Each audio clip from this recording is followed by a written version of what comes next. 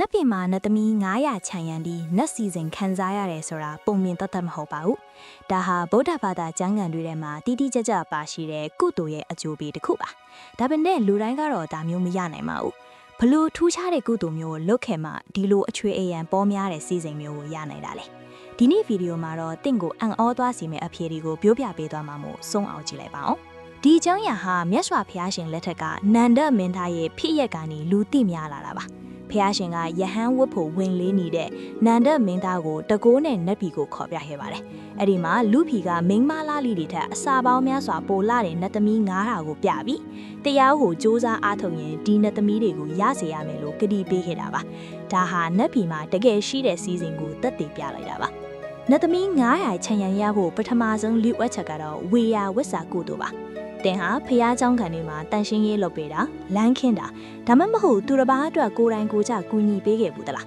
ဒီလိုကိုဖြစ်ရင်ပြီးကူညီပေးခဲ့တဲ့ကုသိုလ်ဟာနတ်ပြည်ရောက်တဲ့အခါမှာတော့တင်ကိုပြုစုလုပ်ကြွေးမဲ့အချွေအယံတွေအစာမတန်ပေါများစီမဲ့အဓိကအကြောင်းရင်းဖြစ်ပါတယ်ဒုတိယချက်ကတော့မေတ္တာဘာဝနာပါသူတစ်ပါးအပေါ်ရန်ညူးမထားပဲအမြဲတမ်းမေတ္တာပို့တာတဲ့သူတွေဟာနတ်ပြည်မှာအလွန်ကြည်ကောင်းတဲ့ရုပ်ရည်နဲ့ဆွဲဆောင်မှုရှိတဲ့အရှိန်အဝါကိုရရှိပါတယ်မေတ္တာဓာတ်သင်းအောင်နေသူတွေဟာနတ်ဖြစ်တဲ့အခါမှာလေအားလုံးကဝိုင်းချရတဲ့သူအချွေအယံတွေအလိုလိုပေါများလာတဲ့သူထက်လာတာပါ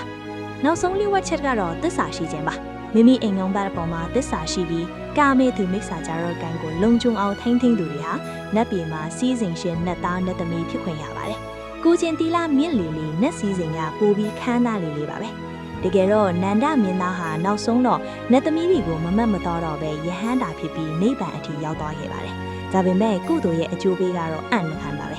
တင်ရိုးအခုပြောခဲ့တဲ့ကုသိုလ်3မျိုးတည်းကဘယ်ချက်ကိုအမြဲလုပ်ဖြစ်လဲ comment မှာပြောခဲ့ပါအောင်